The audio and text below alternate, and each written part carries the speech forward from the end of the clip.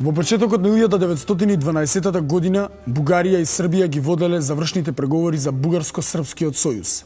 На 29 февруари во Софија бил потпишан Бугарско-српскиот договор за сојуз со таен додаток. Со тајниот додаток предвиделе заедничко започнување на војната по претходна согласност од Русија и воспоставување на заедничка власт, кондоминиум, на освоената територија до 3 месеци по заклучување на мирот. За Македонија, представена само како територија меѓу Шар планина и Егејско море, договориле поделба. Србија ја добила територијата до линијата од Голем врв кај Крива Паланка до Охридско езеро. Воена конвенција подпишале на 29 април во Софија, со која се потврдил офанзивниот карактер на Бугарско-српскиот сојуз. На 14 април или на 27 април по новиот календар, грчката влада и предала на бугарската влада свој проект за грчко-бугарски сојуз за одбрана, во кој, како и во бугарско-српскиот договор, името Македонија не било употребено. Проектот предвидувал да се договори линија на разграничување на териториите на нивните интереси, за да се одбегнеле недоразбирањата и евентуален конфликт. За разлика од преговорите со Србија, каде што се разграничуваат териториите кои што ќе си ги присвојат по завршувањето на војната, не можеше да се постигне со грците, во ни едните и другите има така спротивстани позиции, да не можеше да се постигне договор за разграничување. Такви обиди имаше уште од 19 век, па продолжително до тоа време никако, бидејќи се директно се поклопува териториите на кои што претендира едната и другата страна, затоа тие се определија тоа прашање да го остават да се реши во време на војната. Трите држави се сојузиле и се решиле за војна против Отоманската држава, откако со своето дејствување успеале да го разбијат македонското ослободително движење, кое што пак со децениските борби го подготвило нејзиниот воен пораз. Им преостанувало уште да го придобијат обезглавениот македонски народ. Без негова поддршка ризикувале неуспех и осуда за воена агресија, со сите последици од тоа. Кога станало известно дека балканските држави забрзано се подготвуваат за војна против Отоманската држава, од Битола во средината на август била побарана интервенција на словенска и православна Русија во заштита на македонскиот народ и решавање на македонското прашање. На 15 август во Петроград било примено писмо со програма во 7 точки за решавање на македонското прашање во рамките на Отоманската држава, за да се спречат балканските држави да ја освојат и поделат Македонија. 1. Енергично застапување на братска Русија во полза на македонците. 2. Уништување на бугарската, српската и грчката пропаганда во Македонија. 3. Отварање на училишта на словено-македонски јазик. 4. Воспоставување на црковна независност, автокефална словено-македонска црква со седиште во Охрид. 5. Слободен развиток на националната самосвест, тоест свеста дека словено-македонците се еден неделив народ во интерес на зачувување на Отоманската империја. Турската власт треба со сите културни мерки да го помага распространувањето на оваа пропаганда, што сега веќе има и лојадници следбеници, како во Македонија, така и надвор од неа. 6. Во името на хуманоста, човечкото достоинство и љубовта кон својата татковина, македонската интелигенција еднаш за секогаш мора да ја прекине срамната продажба на својата совест и чест на бугарските, српските и грчките пазари. Официјална Русија, која била творецот на сојузот на балканските држави, очекувано го игнорирала барањето. Апелот не допрел ниту до мнозинството на повиканите македонски интелектуалци, кај кои и во тие околности не проработела поматената национална свест и совеста. Продолжиле да служат на владите на Србија, Грција и Бугарија. Одродени, тие активно работеле на подготвување и предизвикување на војната за поделба и присоединување на Македонија. Таа беше, да речеме, констелацијата во таква состојба го дочека македонскиот народ балканските војни. Прво, без единствена организација, без единствено раководство, со поларизирани сили. Реков, оваа организација сметаше на надворешен фактор. Сандански остана со санданистите на тој округ да организира и да го брани, да заштити населението и да се подготвува за она што следуваше. И во таква ситуација започна Балканската војна. Пред почетокот на војната, трите држави во Македонија имале уфрлени вооружени чети, бројно засилувани со пропагандно мобилизирање на македонската емиграција и македонците на привремена работа, печалбарите, чии семејства биле во Македонија, за извршување диверзии, а по започнувањето на војната, вооружени акции во заднината на отоманската одбрана за неизинот дезорганизирање, како и други задачи според потребите и барањата на командите на армиските сили на сојузниците. Пред почетокот на војната, најбројни биле четите формирани од ВМРО на Тодор Александров, предводени од врховистичките војводи кои се бореле за бугарските државни интереси, но и војводи македонски револуционери – Крсто Гермов, Шакир, Георги Занков, Михаил Чаков, Дјакон Евстатиј и други, кои, како и местните чети на целата територија на Македонија, се бореле за ослободување и државна самостојност на Македонија.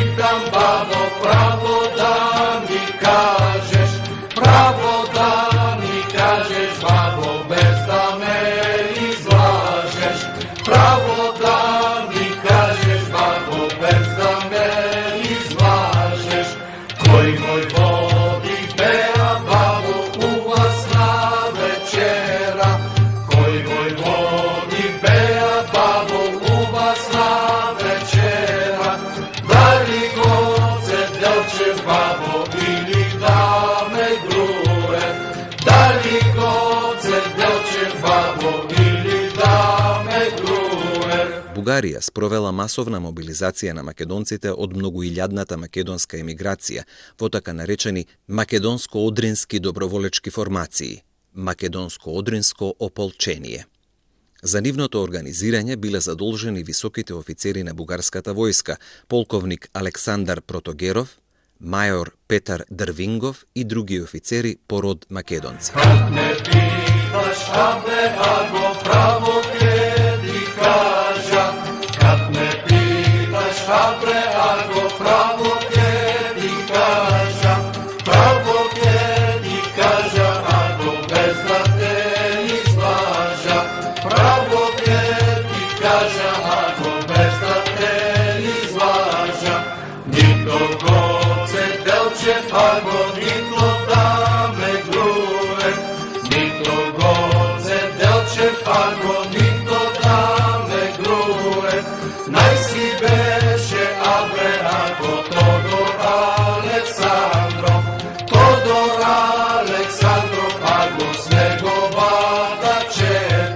Бројната состојба достигнала 146.700 доброволци, македонци од сите краеви на Македонија, бугари од Одринско и ерменци од нив 12.000, а според српски податок 13.000 македонци.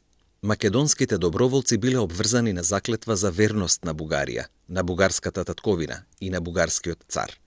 Македоно-одринската доброволечка армија била упатена да се бори на Тракискиот фронт, се пробиле до Галиполскиот полуостров и Мраморното море. Владите на сојузените балкански држави презеле тактички маневар за да ги прикријат вистинските цели и да го манипулираат македонскиот народ и на 30 септември или на 13 октомври 1912 година со колективна нота ултимативно побарале од отоманската влада спроведување на член 23 од Берлинскиот договор од 1878 година, под што се подразбирало обезбедување политичка автономија на Македонија. Во подкрепа на тоа, како и за придобивање на јавното мислење, во прв ред во своите земји, по спроведувањето на мобилизацијата на нивните армии, објавиле дека влегуваат во војна за ослободување на браќата христијани од власта на муслиманската отоманска држава. Со силната пропаганда во печатот и на јавните собири, особено во Бугарија, за ослободителна војна, уште повеќе повлијаеле македонскиот народ да се определи не само за сестрана поддршка, туку и за масовно учество во војната на сојузниците. Македонскиот народ во тоа време бил без своеводство.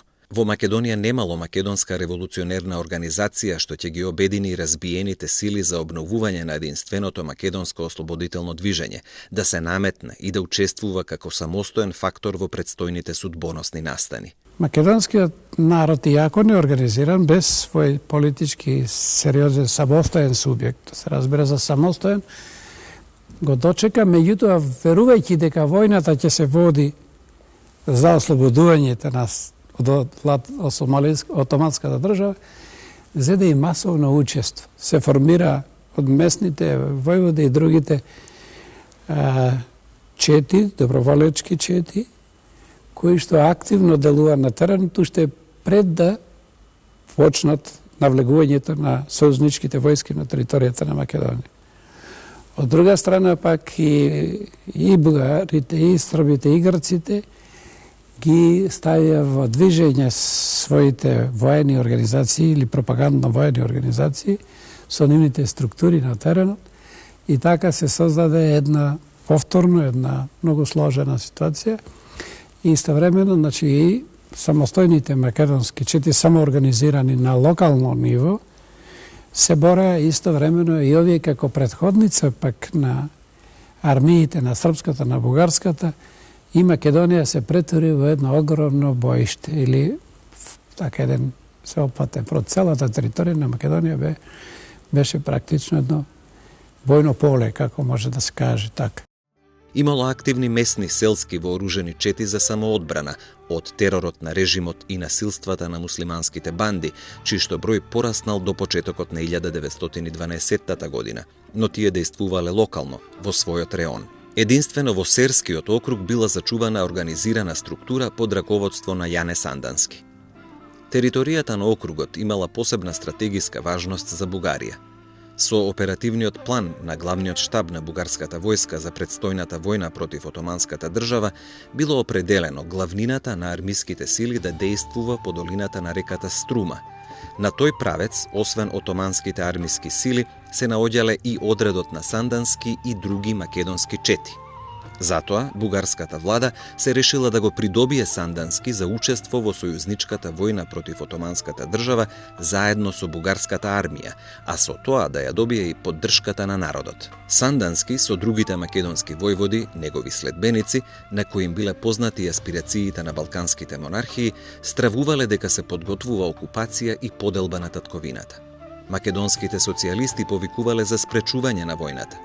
Димитар Влахов, во својство на представник на Социјалистичката федерација, во Солун го потпишал манифестот на балканските социјалисти, објавен во септември 1912 година.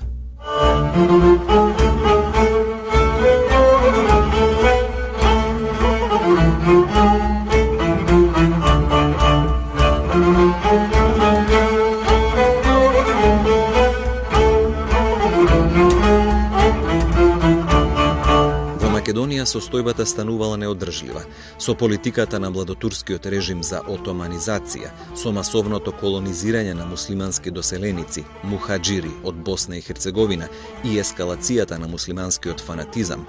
Многу пред тоа сватиле дека било нереално нивното очекување од сојузниците младотурци за политичко разрешување на македонското прашање во рамките на Отоманската држава.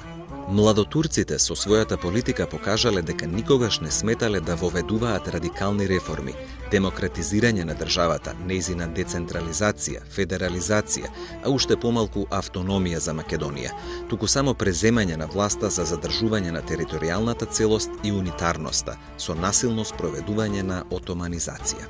Во таква ситуација не им преостанувало друго освен да се сообразат со реалноста за неизбежност на војната. Се нашле во положба да веруваат дека предстојната војна сепак ќе донесе ослободување на македонскиот народ и организирање на Македонија како самостојна држава, членка на Балканскиот сојуз.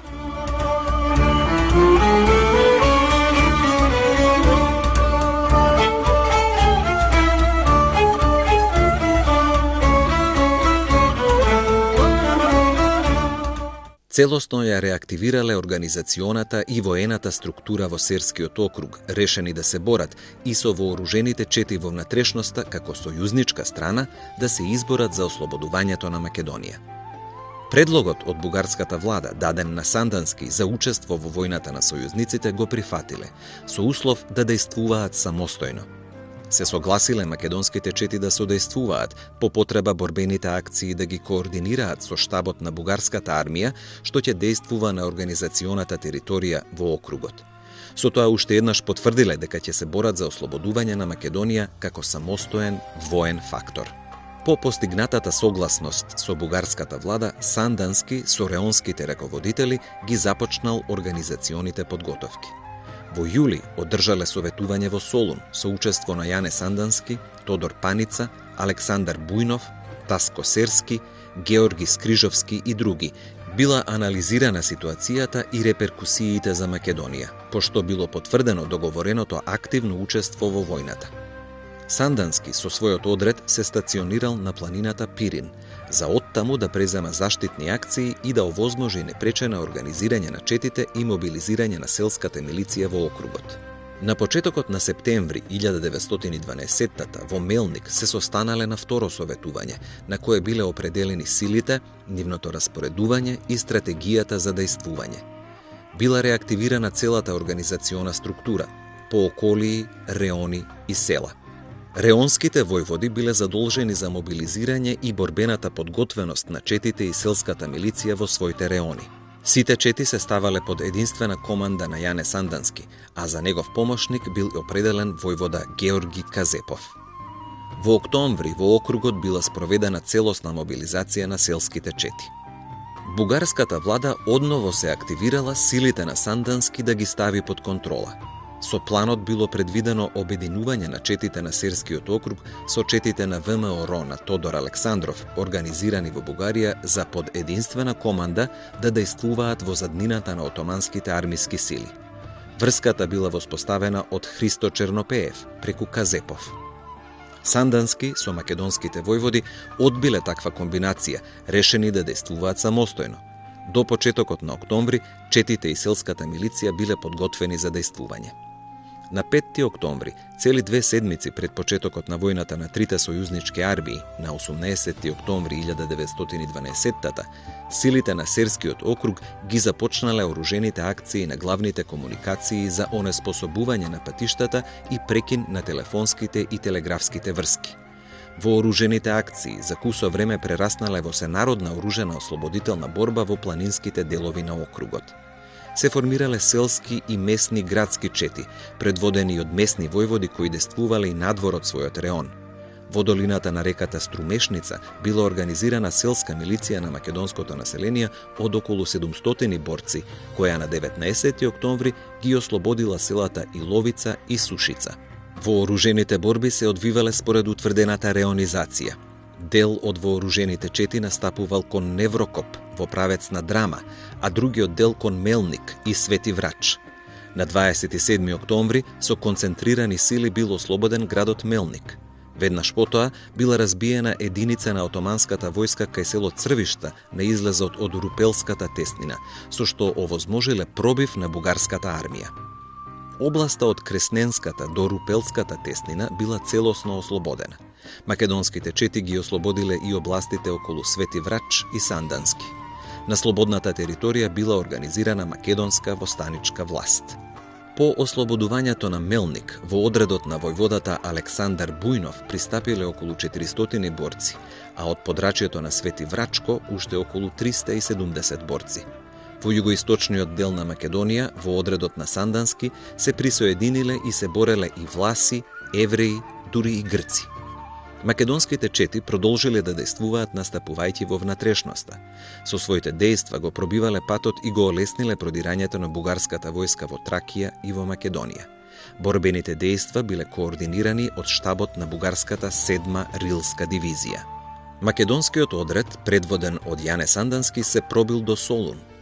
Влегол во Солун на 28 октомври, поздравен од маса македонци, власи, евреи и грци. Во градот влегол во исто време со влегувањето на бугарската конјичка единица, грчката војска под команда на принцот Константин, нешто подоцна и штабот на бугарската 7-ма армија со престолонаследникот Борис и кнезот Кирил, придружуван и од Тодор Александров со бугарски офицери по род македонци. Грчката влада пред влегувањето на грчката војска именувала гувернер на окупираниот дел на Македонија со седиште во Солун, кој што во тоа време фактички бил под управа на странските конзули, односно на францускиот конзул. Гувернерот Константин Рактиван во Солун влегол на 30 октомври под француска заштита, со брод под француско знаме. Формалното предавање на градот на грчката војска било извршено на 8 ноември од номиналниот командант Таксим Паша.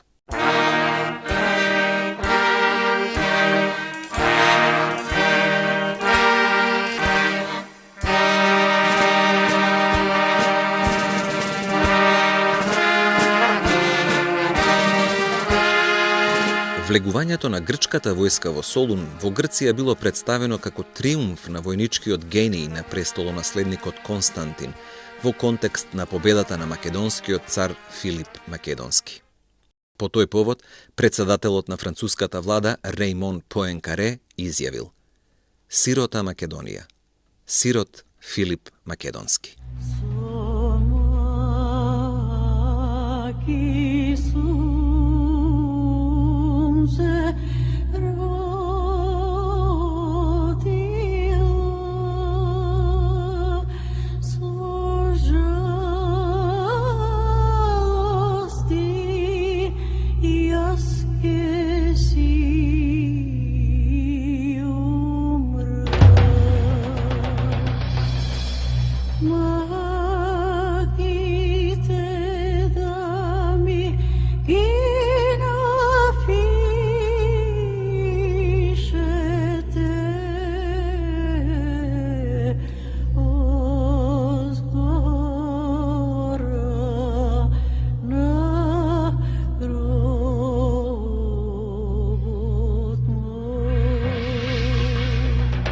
Со заземањето на грчката војска на Солун, со морскиот брег на Егејското море на север до Битола, планината Кожув, Гевгелија, Петрич, Родопите, на исток до реката Места, била воспоставена линија на разделување со српската и со бугарската војска до мај 1913 година.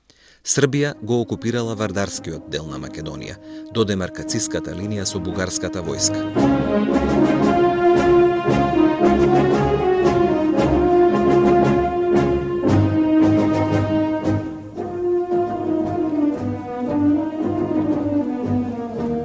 Македонци доброволци се бореле и во вооружените чети формирани во Србија, во Грција и во Бугарија.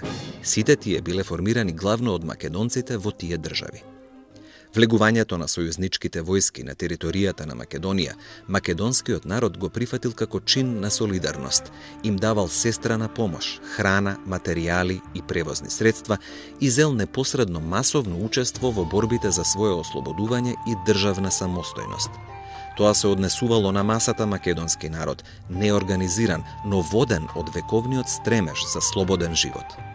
Токму поради неорганизираноста не се наметнал како самостоен воен фактор. Македонските доброволечки чети и селската милиција се бореле заедно со српската војска во сите големи битки кај Куманово на 23 и 24 октомври. Во борбата кај Куманово на 23 октомври околу 2000 македонци од местното население во Кумановско самостојно се бореле против отоманската војска на фронтот кај Младонагоричане. На Бабуна на 21 октомври местните чети овозможиле пробив на српската војска во Пелагонија. Во борбите кај Битола на 18 и 19 ноември и местните чети придонеле за победите и напредувањето на српската војска кон Лерин. Во приморскиот дел на Македонија, македонскиот народ во повеќе области масовно востанал, во Сјатиста, Костурско, Кожанско и други подрачја. Македонски доброволечки чети дејствувале пред влегувањето на грчката војска, се бореле заедно со грчката војска се до влегувањето во градот Солун.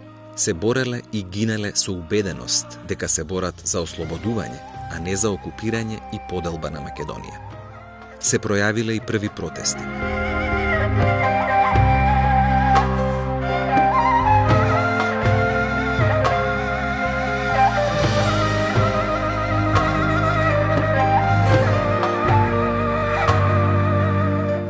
Македонски интелектуалци во Солун му предале во декември 1912 писмени протести на таму пристигнатиот руски политичар и државник Павел Милјуков со барања за самостојна држава, единствена автономна Македонија. Во внатрешноста на Македонија била преземена конспиративна активност за одржување на конференција на македонските интелектуалци и револуционери од сите делови на Македонија за да договорат преземање акции по окупацијата од војските на балканските држави и за избор на македонска делегација на конференцијата за мир во Лондон. Конференцијата на македонските интелектуалци се одржала на 21 ноември или на 4 декември по новиот календар во 1912 година во Велес. Учествувале Петар Попарсов, Ризо Ризов, Александар Мартулков, Алексо Мартулков и затоа пристигнатиот од Петроград Димитрија Чуповски. На конференцијата било одлучено Ризов да отпатува во Солун, а потоа во Битола, оттаму да се преземат организирани активности за да се постави македонското прашање на дневниот ред на мировната конференција во Лондон и да се бара автономија на Македонија.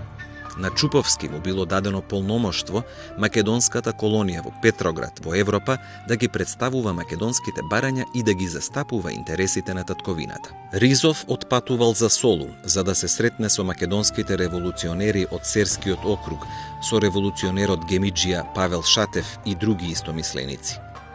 Серчани со Сандански веќе биле заминати од Солун. Воено-окупаторските власти презеле ригорозни мерки за спречување на актуелизирањето на македонското прашање. Ризов во Солун бил спречен од бугарските експоненти со закани со убиства за повикување за автономија на Македонија. Ризов. Таму, во Солун, сакав да се сретнам со некои лица од церската група. Но тие, од разбирливи причини, се беа повлекле во своите реони.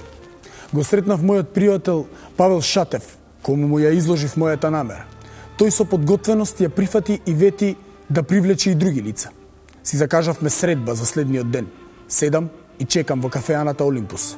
Дојде Шатев, придружуван од професор Јордан Иванов, кој во тоа време заедно со Тодор Александров беше во придружба на дојдениот во Солун престолонаследник Борис. Тие седнаа и започнавме да разговараме. Јас доста резервирано го изложив моето стојалиште во врска со создадената положба. Професорот Иванов, откако долго време ме слушаше и молчеше, се сврте кон мене и со отсечен тон ми рече: "Момче, за тој збор, автономија, ние јазици ке сечеме. Затоа ли бугарскиот народ се тепаше? Затоа ли тој ја пролеваше својата крв? Па сега вие да сакате автономија? Знајте дека ние само заради таа автономија во армијата сме пуштиле 20.000 детективи. Глави ке паѓаат." Тука е интересна една анегдота која што се случила за време на банкетот по повод ослободувањето на градот Солун, кога Сандански наздравил за автономијата на Македонија, при што наишол на големо спротивставување, особено од страна на бугарските офицери. Значи, веќе во тој временски период се пречувствувало дека е можно да дојде до изневерување на тој идеал за ослободување на Македонија и дека балканските сојузници во суштина не се борат за слобода на Македонија, туку за нејзина поделба. Така всушност завршила и првата Балканска војна, која што била верификувана со Лондонскиот мировен договор, на кој што договор е направена првата поделба на Македонија. Македонија не добила ниту автономија, ниту независност, ниту некаква самоуправа, туку била поделена помеѓу балканските држави. До кога, браќа мили македонци, до кога ќе не бирами мълчат, со милите лади, емтија страданија, во нашата мила земја. На почетокот на 1913-тата, началникот на штабот на Врховната команда на српската војска издал наредба да се изврши попис на младинците во новоосвоените територии. Во јуни била извршена мобилизација во Велешко и во Прилепско. Бил формиран четнички одред, именуван Вардарски одред, под команда на војводата Василije Трбич. На Вардарскиот четнички одред му било наредено да ги ликвидира четите на ВМРО на десната страна на реката Вардар до Гевгелија. Во акциите учествувале и четите на српските војводи, по род македонци, Јован Бабунски, Јован Долгач и други чети. Така, многу македонци мобилизирани во единиците на српската, грчката и бугарската војска и во српски, грчки и бугарски чети на територијата на Македонија, меѓусебно се прогонувале и се убивале. Во Македонија, место ослободување, веднаш воспоставиле свој воено-окупаторски власти, кои што започнале со прогони, протерување на нелојалните, вршеле реквизиции на храна, одземање на добиток и трудово мобилизирање на населението и други присилни мерки применувани од окупатори во освоените земји.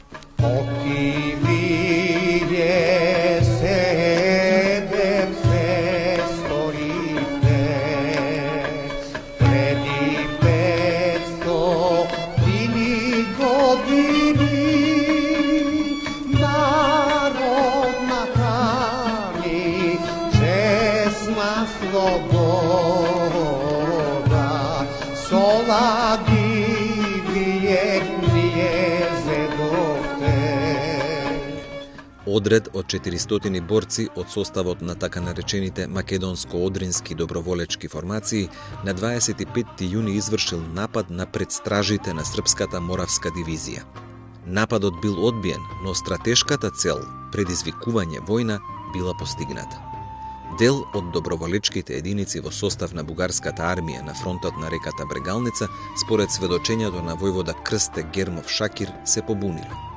Утрото, на 30 јуни, бугарската војска извршила напад на позициите на српската војска на река Брегалница, со што започнала војната меѓу дотогашните сојузници. На Србија и се присоединиле Црнагора и Грција, а потоа и Романија и Турција влегле во војната против Бугарија. Македонците мобилизирани во армиите на завојуваните држави, спротивставени, меѓусобно се убивале за туѓи интереси. Започнал најтрагичниот период во поновата историја на македонскиот народ. Победниците во војната наметнале нова поделба на Македонија. Со Букурешкиот договор Македонија била поделена. Окупираниот приморски дел на Македонија со Солун го добила и анектирала Грција. Вардарскиот дел Србија, а најмалиот пиринскиот дел и бил оставен на Бугарија. Во поделена Македонија, окупаторите со жестоки прогони ја спречувале афирмацијата на македонската самобитност. Македонскиот народ, од сојузниците за чија победа дал толку многу жртви, човечки, материјални, во очекување ослободување и создавање самостојна сојузничка држава Македонија, бил поделен и деноминиран, подложен на жестока денационализација за негова асимилација.